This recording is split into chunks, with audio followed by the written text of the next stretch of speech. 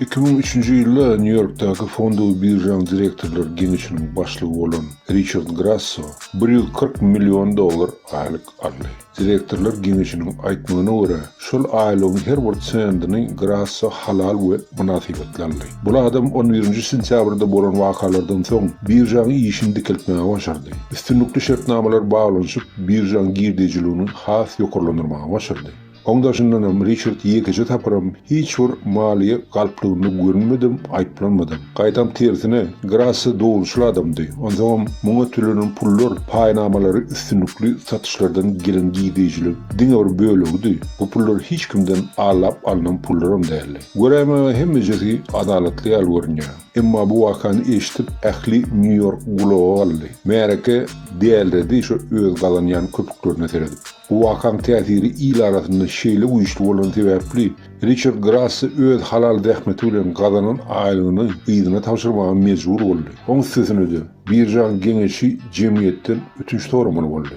Göremege bärde akylyna sığmajak bir ýagdaý döredi. Öz borjyny halal dähmeti bilen ýerine ýetiren üçin bir adamyny işden koýup aýlygyny elinden alýar. Alimler we psikologlar bu bolup geçen temadan onlar şu dissertasiýa ýazdylar. Kimse şu bar bilen körüni görüpçülükten tapdy. Başgalar bu wakany kapitalizm sistemasynyň kemçiliginden döjürap başladylar. Ine edil şu ýerde sahna kapucinler, ýagny maýmunlaryň bir toparynyň görnüşleri çykdy. Primatlar ýagny maýmunlara sin edip öwrenýän spesialistleriň biri bolan Frans de Waal'in ýol başçylygyny görämäge bir ýönekeji eksperiment geçirildi. Aýnadan ýasalanan kletkanyň içine iki sany kapucin maýmunlaryny oturtdylar.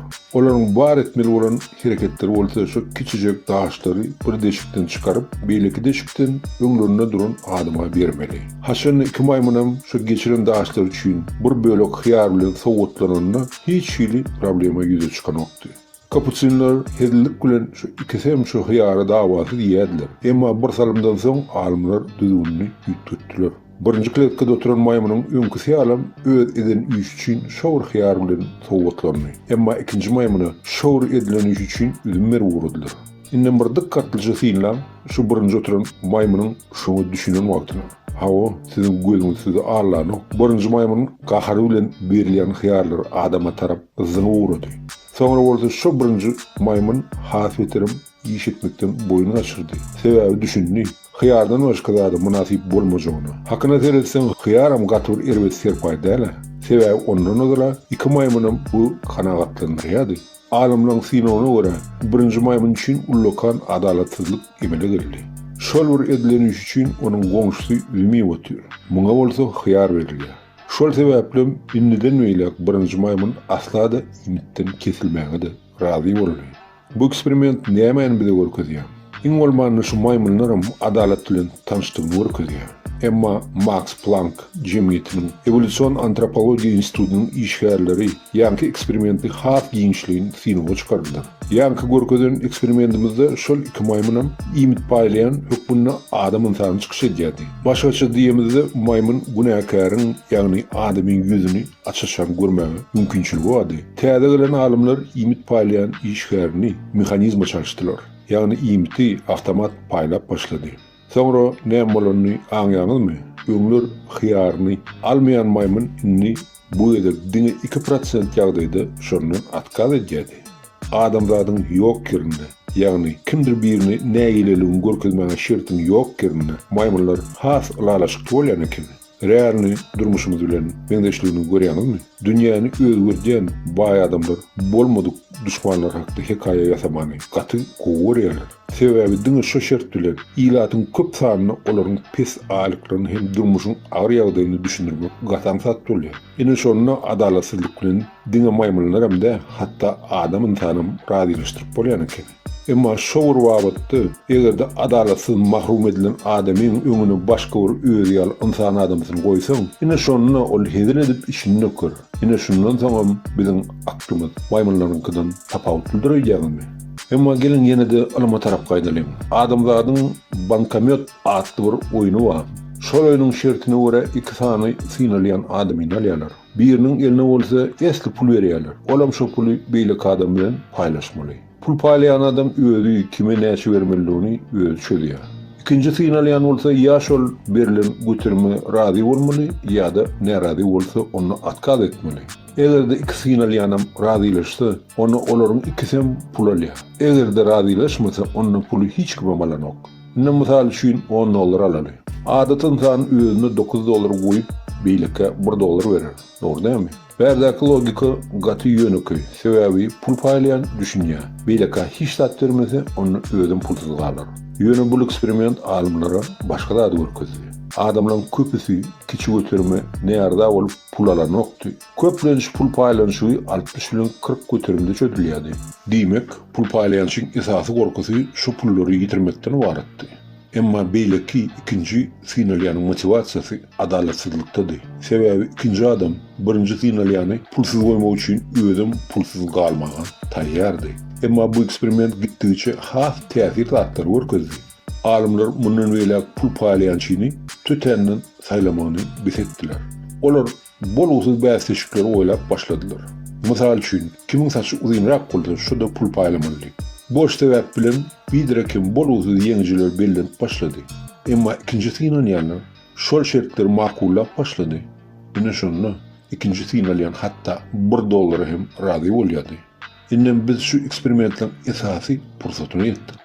Adam insanyny iňolmanyna sähelçe degerli delil görkezsem, olar lüboy adalatsızlyk bilen razylaşmaga taýýar ekeni. Haçanny aň düşünjesi ösen insany kimdir biriniň halal galanyň aýly ýerlikli görnýän bolsa, onu jemgyýetde hiç bir problemi döremäge esas bolanok. Innem siz sorap bilerdiňiz bu süjeden näme sebäpli siziň dikkatiňize çykaryldy? Ýani ýakynly biziň saparklymyz bilen özara söhbetdeşligimiz boldy. Sebäbi menem biziň köpüňiz ýaly şol şoňa jenaýatda aýplanyp alýan gurulmalar köpden bäri gyzyklanýardy. Emma daş döwrümizde şu tüýküren ýerinde jurnalistler bilen prokurorlar ýagny aýplaýanlar köpeli uransoň aýnny iňolmana şolaň haýsydyr bir akylçatar oşandan interwiu almaga diýip bizimje garaşyp oturdum. Sebäbi serdaýma aýplanýanyň özüm Hudaýa şükürine diýri, inha ýanynda. Iňolmana niýet edip özüň inisiatiwa görkezämellämi? Aşabynda özüne şu döşlerini kakyp ýagrap beren men jurnalist diýenler. Ýöne ahir soňy şu zaman özüm sapara bilen söz alyşyp, şondan özüm soramaga mejbur boldum. Olam maňa ören täze dokumentler bilen tanışdyrdy. O dokumentler bilen meýem siz tanış bolansyňyz, ýa-ni ýakynlygyny şu Almrada bilen çykyş edenini kemini bilen. Menemni şol gepleşigi we dokumentleri siz bilen paýlaşmagy makul bildim. Esasanam şu boş ýaňrap ağlaryny ýyrtyp beren binamyslaryna sapak bolsunýym. Ilkülen men şu dokumentleri size okap bererim. Togra bolsa şu saparklym bilen bolan söhbetimiziň käbir böleklerini görkezmekçidir. Sizem özüňiz serediň dinleýän, netije çykaryn, kime beýle gerek boldyka, munçaýla bir insanyň durmuşyny, hatda şonuň maşgala agalarynyň durmuşlaryny kul edip şemala sowurmak. Men pikirimçe gepleşigiň soňunda siziň özüňizem ähli jogaplary taparsyňyz diýip gat umyd edýän. Eger beýniňiz normal işleýän bolsa.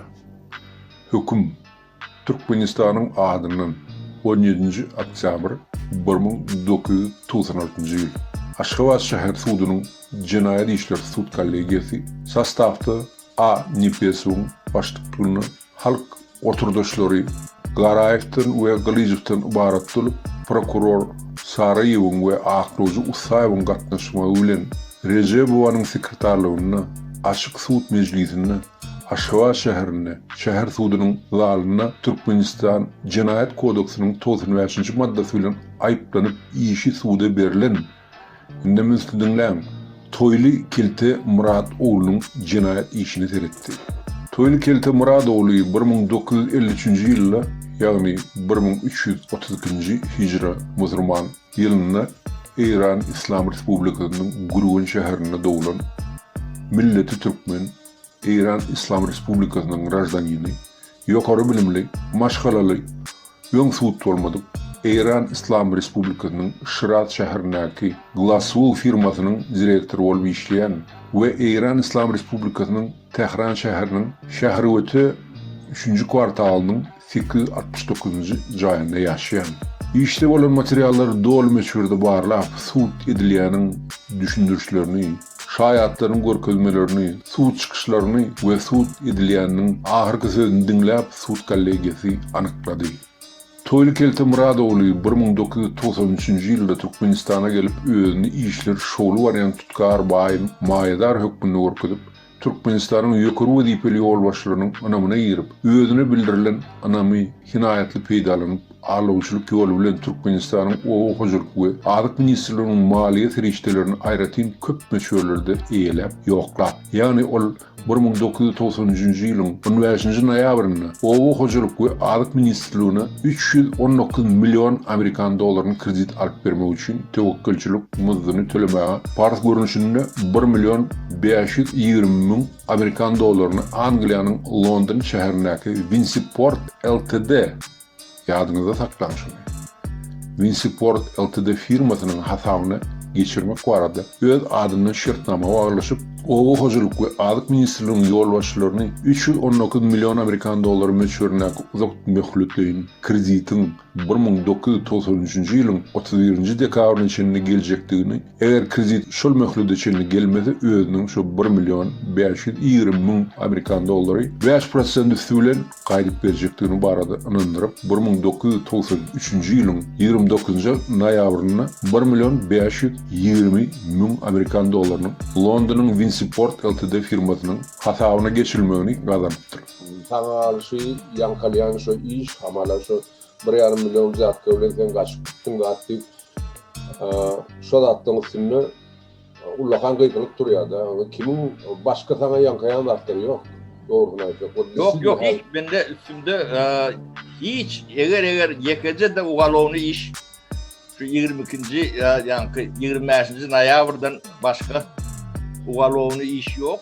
O taýda da meňe bir ýuridik demede maňa bildirilen elime dokument gelen demesi yok. Emma Toylu Kelteň söz berem 919 million Amerikan dollary meşgulündäki kredit owa hojulyk we adyk ministrligine gelmendir. Toylu Kelte bolsa öz adyny şertnama baglaşyp inandyryp alan 1 million 520 ming Amerikan dollaryny dürli bahanalar bilen öz tösödilýänçe gaýtarmandyr. Winsport Ltd firmasyna geçirilen 1 million 520 ming Amerikan dollarynyň bir bölegi Toylu Kelte 1994-nji ýylda şu firmaň direktory Edward Lloyd'dan nat pul görünüşinde alypdyr. Şeýle hem Edward Lloyd Toylu Kelteň bitiren işler üçin oňa awtomobil bermeklige söz beren. Bulardan başga da Toylu Kelte Muradoğlu 1993-nji ýylyň maý aýynda Türkmenistanyň owa hojulyk we adyk senagat ministrliginiň ýol başçylaryny 304 million Amerikan dollary meşgulüne kredit bermäge anyndyryp, ýani ýazmaçy dilhatly borçnama wada berip,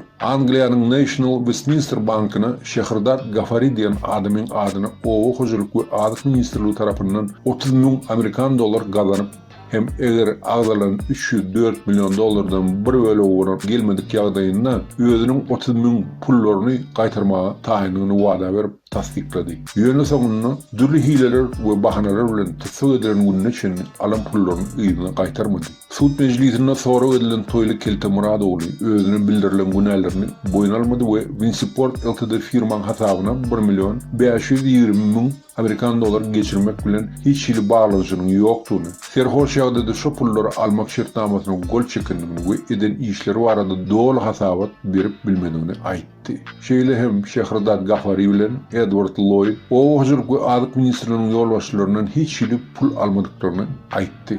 Sud kollegiýasy Toylu Kelte Muradoğlu'nun özüni inkar etmegine garamazdan galp hileler bilen özüne bildirilen anamdan hinayatçylykly peýdalanmak alawçylyk ýol bilen döwletiň emlegini aýratyn köp meşgulde iýmekde günäsi iş boýunça toplan we suw seljeşine barlyk görülen suwutnamalar bilen dol suwut bilýär diýip hasap edýär. Sud meclisinde sonra edilen şaýat Anaverdiýewaň özüniň 1993-nji ýylda owa hojulyk we adyk ministrliginiň işlän döwründe Toylu Kelteň ministrlikden 1 million 520 ming dollaryny karz almagy bilen we şol karz pulunyň hasabyna tewekkülçilik muzdyny gelýän 319 million Amerikan dollarlyk kredit alyp bermek baradaky şertnama tekstini taýýarlap Toylu Kelteň gol çekmegine berenini we şonuň özünde şertnamanyň gol çekilip ýygyna gaýtarlanyny, şeýle hem Toylu Kelteň kredit alyp bermek barada aýdyp berenini bilýändigini görkezdi.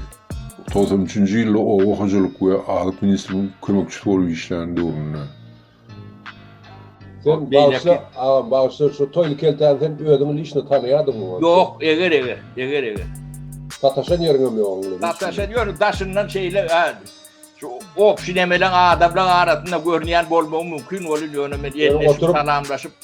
Oturup gururlaşan Yok. Eğer ben bir yana bizim ministerstvamızda İranlı kardeşler bilen katı yönü yemek olaymadı. Ben yani salamlaşıp yani evcüğü olun yerimiz de yoktu. Sebebi yemedim de yoktu da. Organiski kabul edem de yoktu. Sebebi tüccar adamlar derler. Suut meclisine soraw edilen Şayat Meredov özünün owakyjylyk we alyk ministri bolup işlendi urunny toýly keltäniň ministrler kabinetine bolup uzak möhletleýin uly meşgullarda kredit bermek barada wadalar berip soňrda özü komandirovkada wagty $1.520.000 kar görünüşini öz adyna ýazdyryp Angliýanyň Winsport Ltd firmasyna geçirendigini özü komandirovkadan gelenden soň şonça pulun Babagulyň görkezmesi bilen geçirilendigini bilip Babagulyň ýanyna baryp şo puly nähek geçirendigini aýdanyny ýöne onuň toýly keltäniň wadalaryna inanmaýanlygyny aýdanyny ýöne toýly keltän kredit bugun boljak ertir boljak diýip alap gidenligini görkezdi. Suut meclisine soraw edilen Şayat Babagulyň özüniň ministrler kabinetiniň başlygynyň ornwasary bolup işlendi urunny hakykatdan hem toýly keltäniň owakyjylyk we adyk ministrligine uly meşgullarda kredit berjek diýip alap gelenligini ýöne özüniň $1.520.000 Angliýanyň Winsport Ltd firmasyna geçirmäge görkezme berenligini ýadyna düşmeýändigini görkezdi. İş boýunça soraw edilen Şayat Tatyp özüniň 1993-nji ýylda owakyjylyk we adyk ministriniň kömekçisi bolup işlendi urunny toýly keltäniň uly meşgullarda kredit berjek dollarlar bugun dökülür ertir dökülýär diýip alap gidenligini görkezdi. İşiň 3-nji 5-nji sahypalarynaky şertnamadan toýly keltäniň $1.520.000 owakyjylyk we adyk ministrliginiň öz adyny kart ýokmuny alyp şo puly Angliýanyň Winsport Ltd firmasyna geçirmek barada şo şertnama gol çekip möhürni basanyny görünýär. İşiň 113-nji 119-njy sahypasyndaky dilhat borçnamadan toýly keltäniň $100 million kredit üçin National Westminster Banka geçirilen $30.000 kredit gelmedik halatyny gaýdyp berjekdigini barada söz berip gol çekenligi görünýär. Winsport Ltd firmasyna toýly keltäniň şertnamasy esasynda geçirilen $1.520.000 gaýtarylmakdaky we şol pulun esasynda kredit berilejekdigini iş boýunça soraw edilen Edward Lloyd'un görkezmesinden sahypa 189-194 we şo firmanyň maliýe ýagdaýyny analiz berýän spravkadan sahypa 242-255 şeýle hem Winsport Ltd firmasynyň $1.520.000 özüne kredit bermek barada iş geçirilmenligi barada Ýewropa banklarynyň habarlarynyň sahypa 234-239 görünýär. Bizim elimizde şu kağıt var. Şoň üçin Türkmenistan döwleti seni ýygyna isleýär. Ekstradisiýa isleýär diýip o Interpol'a beripdirler de. Özüm şonuna ýazylanna 1993-nji ýyldan bäri gözlenýär. Awa o kağıt benim şol sorajakdym.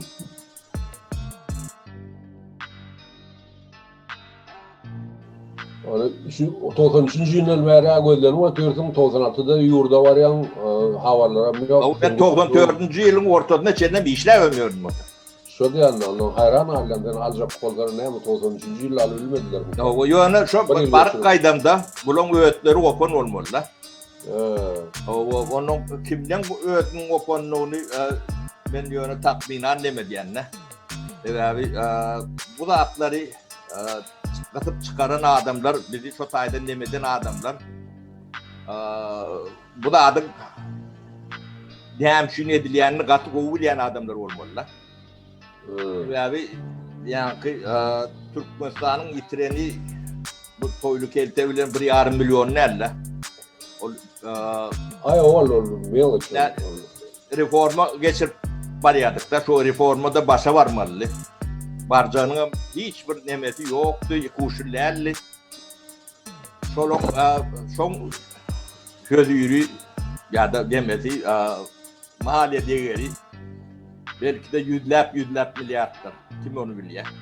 O. Şeýle ýagdaýlarda toýly keltäniň günäsi dolu suwut bolýar diýip suwut kollegiyasi hasap edýär. Toýly keltäniň ýen $1.520.000 öz hardım görnüşini 319 milyon kreditin tewekkülçilik hökmüne Winsport Ltd firmasyna geçirmek baradaky şertnama serhoş ýagdaýymda gol çekip manzyny düşünmändirini getirýän delili şaýat Anwer diýwanyň şertnamaň toýly kelte gol çekmäge berenligini ol serhoş däli şertnamanyň mazmunyny düşünüp otyrdy diýip beren görkezmesi şeýle hem toýly keltäniň şol şertnama diňe gol çekmek bilen çäklenmän öz möhrüniň basmanlygy şo şertnamadaky gol bilen möhrüň hakykatdan hem özüniň güdügini onuň inkar etmeýänligini bilen dolu ýalana çykýar diýip suwut kollegiyasi hasap edýär.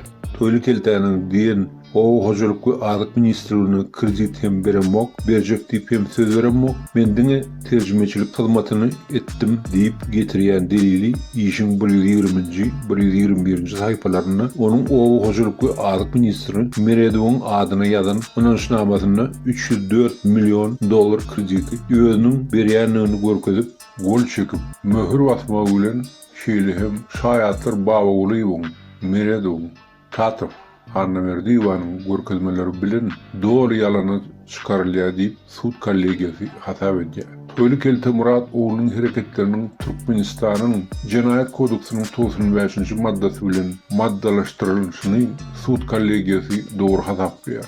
Sebäbi ol önemi hyýanatly peýdalanyp, alawçylyk ýoly bilen aýratyn köp meşhurlerde döwlet imlagyny iýipdir. Toýly kelte Murat oğluny jeda çäresini bellenne, suwut kollegiyasi onuň öň suwut bolmanlygyny, saglyk ýagdaýyny nazara almak bilen birlikde onuň eden jenaýatynyň aýratyn agyr netijelere getirenliginden, ýetirilen ziýanynyň özüniň dolunmalygyndan uğur alyp, beýan edilenlerden uğur alyp, Türkmenistanyň Jenaýat Kodeksynyň 4-nji maddasynyň 1-nji bölümini, Türkmenistanyň Jenaýat Prosessual Kodeksynyň 308, 309, 311, 313, 316, 319-njy maddalarynyň gollanyp Jenaýat işleri suwut kollegiyasi höküm etdi.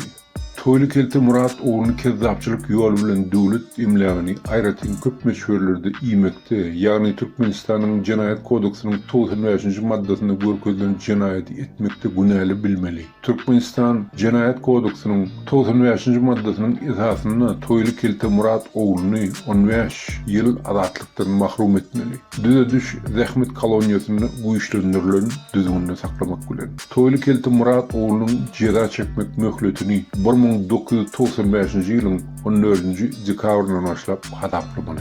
Toýly kelte Murat oğlunyň Türkmenistanyň owa hojalyk we azyk ministrliginiň peýdasyna $1.550.000 Amerikan dollaryny ýa-da tölünün wagtyndaky dollar manat gatnaşygyndan uğur alyp, şonça Amerikan dollaryna barabar manat görünüşini pul alyp bermeli. Toýly kelte Murat oğlunyň ätiýaşsyzlandyryş çäresini öňkülügine tutsaqlykda galyrmaly. Hökümün üstünden 10 ýyl gündüziň dowamyny Aşgabat şäher suwudynyň üstü bilen Türkmenistan ýokary suwudyna kassasion şikayet we garşylyk getirilip biliner. Ünlüleşler, siz özüňizden sinetip bilersiňiz kimden we näçe meşhurda aly bilen alym pullary hakda. Hey ştaýda ýekiji ýerde Sapar Klimowň familiýasy alyrlymy? Bolmasa Shower firma Winsport Ltd. Shower summa ýagny $1.520.000 Amerikan dollar pul meşhuri. Ýöne bir ýönüsi var bu işin. Başga biriniň edin jenaýat işini biýune adamyň boýnundan ýükläp, oň sözüni de ençe müýllap ol adamyň awraýyny we durmuşyny ençe töhmetleri ýankamak kime beýle gerek bollyka. Ina görüşüňiz ýaly, şu men elimdäki dokumentler delil tututnama hukmyny anyk görkezilýär. Özüm hem orus dilini hem türkmençe, hatta şu Milli Howpsuzlyk Komitesining Turkiýa prokuraturasyna eden zaprosy bilen men düşünýän şu käbir özüne aktivist ýa jurnalist diýip döşüni ýyrtyp berenler üçin bu dokumentleriň beýan edilmesi gaty gynançly kynçylyk döredip biljek. Ýöne men sizden esasy sorajak tadım. Ilki bilen bu uly töhmetler kimin dermen üçin amat bolupdy? Şoňa jogabyny berip bilýärmi? Nur, şol sapara bilen Halmuradan soňky çykyşlaryndan soň men üçin ýeki jogap ýüze çykýar. Elbetde rejim üçin, diktator üçin, haramhorlar üçin amatly. Uludan teretsek Halmurad Süýünow, Sapar Klimow şol işlerden habarly bolan diri galan şaýatlaryň iň soňky edermen we hakiki watansöýer hatar bolup galanyr. Dogry bulardan başlaram diri galanlar barynta, ýöne galanlaryň ýa wyjdany ýetenok, ýa-da erkekligimi ony biljekler. Diýmek şu ýurt içinde bolup gören haramçylygyň türkmen halkyna garşy ençe millap edilen genosidyň sebäpkärlerine garşy açyçan çykyp ýüzlerine durup bilýän soňky şaýatlar şu 2 ýaşly ýa-da diýmek egerde bular el ýeterde bolmasa onu iň bolmanda garalap we hapalap galmaly. Innem hani oje ýadyňda salyň kim ilkinji bolup şu toslamolary ekrandan ähli türkmeniň killesine ýygyrdarly döküp başlady. Ene şu taýda Sapar Klimow resmi ogurlukda aýplama bildirilýär. 1,5 milyon dollardan gowrak pul ogurlugynda. Ol ogurlugam näme üstülen edipdir? Ol ogurlugam minha Britaniýanyň bir firmasy bilen edilen gelişikde Win Support Ltd diýip bir kampaniýa, Britaniýanyň kampaniýasy bilen alalaşyda bol çeken vice-premier Baba Guliýew ýöne şol işte şol gelişikden peýda alanam beýbähwit görenem Saparmat Klimow. Ödem şinnem ağı yapılman şol işi alını ödecek ýaly ýygyrdarly dowam edýär. Bolmasa edil şol adamyň özü dämi? Her bir süjetinde Awdukuliýew ýatlap hamala iň ýakyn dosty hukmunda ol ölüm pahyryň her gerek diýmedik sözlerini diýdirip şu bolan işlerden habarly dälmidi eýsem. Onu bu edip beren bulaşıkları näme sebäp bilen bile dik düşürüp bilen dowam edýärkä. Şoňa oýlanyp göreňokmy illeşler. Oň sözüne de bu aýplanýan hatarny has köpeldi söz azatlygy bahanasy bilen özlerini iýem nöker bilen goşun toplaba metişdiler. Ýa-da şu daşyndan seredäme edil çapaýyň özü bolurlar. Näme hokka çykaryp bilerkä bular. Ýöne mene bulara halk düşmanam diýjekkä.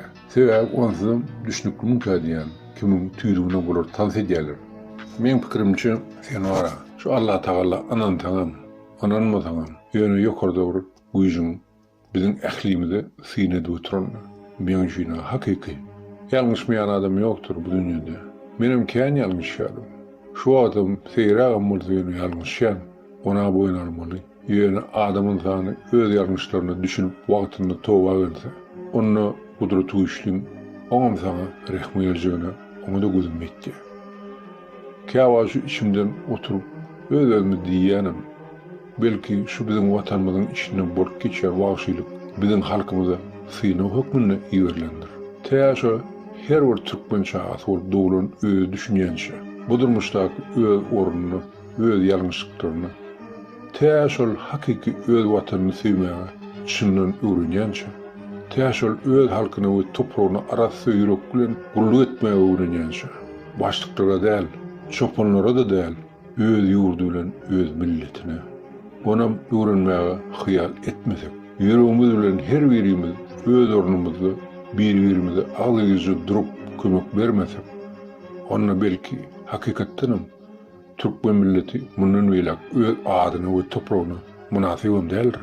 Belki bizim şu kaputsyn maýmunlardan artykmaç akylmydam galan däldir. Siz näme pikir edýäňiz bu hakda? Illeşler. Ýa entägem pikir etmäge öwrenip bilmediňizmi? Amanza oturum, Türkmen toprağının namusçu ve edermen çağaları.